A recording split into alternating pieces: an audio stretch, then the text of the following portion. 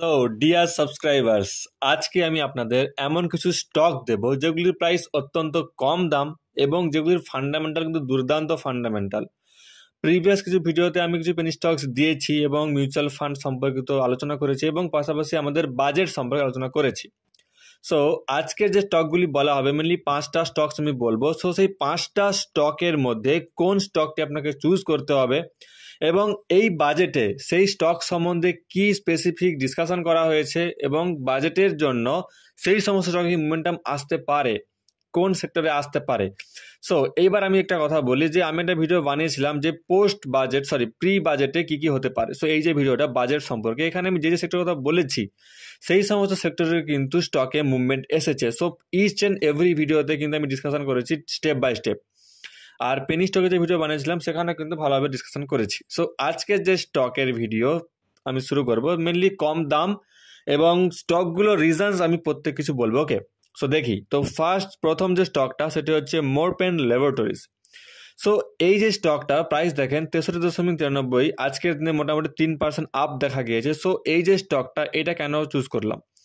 এই স্টকটা mainly belong করে ফার্মা সেক্টর থেকে। এবার ফার্মা সেক্টর কেন চুজ করলাম না, গভর্নমেন্ট মেনলি পাবলিশ করেছে যে 36 কম্পোনেন্ট ড্রাগস সেখানে একটু মানে তাদের প্রাইস কমানো হবে এবং 5টা স্পেসিফিক মেডিসিন তার প্রাইস কিন্তু কমানো হবে। এবং এই যে স্পেসিফিক কিছু ড্রাগ যেগুলো ইউজ হয় কিসের জন্য, যেগুলো ইউজ হয় ক্যান্সারের জন্য, ক্যান্সার পেশেন্টদের জন্য এবং স্পেসিফিকলি কিন্তু স্পেসিফিক রোগের জন্য। সো এই যে মন্তব্যের ফলে এই সমস্ত স্টক কিন্তু তেজি আসে। আর এই স্টকটা প্রপারলি কিন্তু ড্রাগস রিলেটেড স্টকস এবং এটা ড্রাগসের কাজ করে এবং এক্সপোর্টের কাজ করে।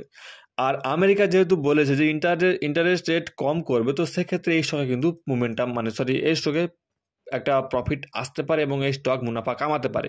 এই স্টক কিন্তু আপনাকে মোটা পয়সা দিতে পারে। সো স্টকের প্রাইস কিন্তু কম, তো অবশ্যই দেখে নিন। স্টকটির ফান্ডামেন্টাল যদি দেখি, তো স্টকটির ফান্ডামেন্টাল হচ্ছে মার্কেট ক্যাপ 3,500 কোটি, স্টকের পিই হচ্ছে 25 এবং 52 মানে 52 হাই হচ্ছে আপনার 100, আর এখন চলছে 63.93। তো একটা ফেয়ার ভ্যালুর মধ্যে এসছে, তো স্টকটাকে গ্র্যাব করতে পারেন। স্টকের মধ্যে প্রোমোটারের হোল্ডিংস প্রায় 85% প্রোমোটার হোল্ডিং করে রাখছে। তো সেক্ষেত্রে স্টকটার কিন্তু ফান্ডামেন্টালি স্ট্রং, তো স্টকটিকে দেখতে পারেন। আমাদের নেক্সট স্টক হচ্ছে স্যাগিলিটি ইন্ডিয়া। এই স্টকটাও মেনলি ফার্মা সেক্টরের স্টকস। তো এই স্টকটা কি কাজ করে? এই স্টকটা মেনলি বিভিন্ন সার্ভিসেস প্রোভাইড করে। For example clinical service, for example management services. মানে এদের কাছে ওয়ার্কাররা থাকে এবং সেই হিসাবে এরা বিভিন্ন কোম্পানিকে ওয়ার্কার প্রোভাইড করে। মেনলি হেলথ কেয়ার ইনস্টিটিউশনদের মানে কর্মী প্রদান করে, ম্যানেজমেন্ট সার্ভিস প্রোভাইড করে, ক্লিনিক্যাল সার্ভিস প্রোভাইড করে এবং পাশাপাশি মেডিসিন সার্ভিস প্রোভাইড করে। তো এই স্টকটারও প্রাইস কিন্তু মাত্র 50 টাকা। ফান্ডামেন্টাল কিন্তু খুবই স্ট্রং। যদি ফান্ডামেন্টাল দেখি, তো দেখেন মার্কেট ক্যাপ 23,500 কোটি টাকা। বুঝতে পারছেন, স্টকটার প্রাইস 50 টাকা, কিন্তু স্টকটার কাছে অ্যাসেট আছে কিন্তু এর যে প্রাইস তার থেকেও অনেক বেশি। তো সেক্ষেত্রে স্টকটার প্রাইস কিন্তু বুম হতে পারে, নজর রাখতে হবে স্টকটাকে। ওকে, সো স্টকটার 52 হাই দেখেন 56, অর্থাৎ 52 হাই কাছে চলছে এবং ব্রেকআউটের কাছাকাছি ট্রেড করছে। তো স্টকটা কিন্তু দেখতে পারেন। সো এরপর আমাদের নেক্সট যে স্টক থাকবে, নেক্সট স্টকস হচ্ছে সাউথার্ন পেট্রোকেমিক্যাল ইন্ডাস্ট্রিজ কর্পোরেশন। ওকে, তো এই স্টকটাও কিন্তু রিজন হচ্ছে যে ট্রাম্প এখন যে ট্যারিফ ঘোষণা করছে, তো সেই ট্যারিফের ক্ষেত্রে যদি ইন্টারেস্ট রেট কম করে ইন্ডিয়ার প্রতি, তো সেখানে কিন্তু এর মুনাফা বাড়তে পারে এবং এই স্টকটাতে মোমেন্টাম আসতে পারে। তো এই স্টকটাও কিন্তু একটা তেজি দেখা যেতে পারে। স্টকের ফান্ডামেন্টাল যদি দেখি, তো স্টকের ফান্ডামেন্টাল 1,520 কোটি টাকা, স্টকের পিই হচ্ছে প্রায় 10-এর মতো চলছে স্টকের পিই এবং 52 হাই দেখেন 105 এবং 52 হচ্ছে 64 এবং এটা প্রায় মিড টার্ম অর্থাৎ ফেয়ার ভ্যালুর মধ্যে চলছে। তো স্টকটা কিন্তু দেখতে পারেন। ওকে, সো নেক্সট স্টক হচ্ছে আমাদের ভ্যাসকন ইঞ্জিনিয়ারিং।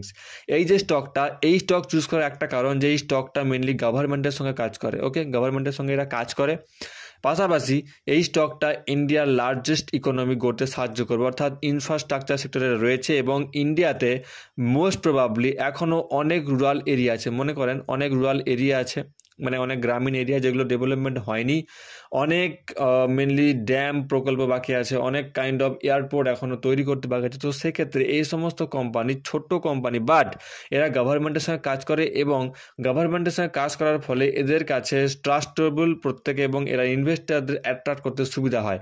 তো সেক্ষেত্রে এই স্টকটা কিন্তু আপনারা দেখতে পারেন, এই স্টকটাও কিন্তু একটা পারফেক্ট স্টক আপনার জন্য হতে পারে। সো প্রাইস কম, প্রত্যেকটা স্টকের অবশ্যই প্রাইস কম, তো অবশ্যই দেখবেন। ওকে, সিম্পলি। সো আচ্ছা, এরপর হচ্ছে আমাদের 5 নম্বর স্টকস, 5 নম্বর হচ্ছে শ্রী দিগ্বিজয় সিমেন্ট। সো এইবার একটা আমি কথা বলি যে সিমেন্ট সেক্টর আমি কেন চুজ করলাম। এবার দেখেন, বড় বড় যে group industrial people, for example আমাদের বড় গ্রুপ ইন্ডাস্ট্রির মধ্যে আদানি গ্রুপ। এবার আদানি গ্রুপ তারা কি করছে, তারা আল্ট্রাটেক সিমেন্ট এবং পাশাপাশি এসিসি সিমেন্ট, ওকে, আল্ট্রাটেক এবং এসিসি প্রত্যেকটা সিমেন্টই তারা মানে প্রত্যেকটা বড় বড় মার্কেট ক্যাপ দখলকারী কোম্পানি তারা তাদের আন্ডার নিয়ে নিচ্ছে। So Adani most probably sure যে সিমেন্ট রিকোয়ার্ড কিসের জন্য, ইনফ্রাস্ট্রাকচার ডেভেলপমেন্টের জন্য, রুরাল ডেভেলপমেন্টের জন্য সিমেন্ট হচ্ছে ম্যাটেরিয়াল। সো কি ম্যাটেরিয়াল সিমেন্ট, এবং এই যে কোম্পানিটা শ্রী দিগ্বিজয় সিমেন্ট কোম্পানি, এই কোম্পানিটা কিন্তু প্রাইস কম এবং এর মার্কেট ক্যাপ ধীরে ধীরে বাড়ছে। আমি লক্ষ্য করছি যে প্রিভিয়াস কিছু মান্থে এর মার্কেট ক্যাপ ছিল মাত্র সামথিং 500 করোড় এবং সেখান থেকে 3 মান্থসের মধ্যে হয়ে গেছে প্রায় ডাবল, অর্থাৎ 1,09,000 করোড়।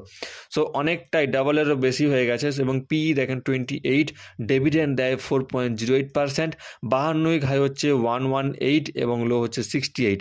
সো সেক্ষেত্রে কোম্পানি প্রফিটেবল রয়েছে এবং কোম্পানির promoter holdings plus FI holdings কিন্তু অনেকটাই বেশি।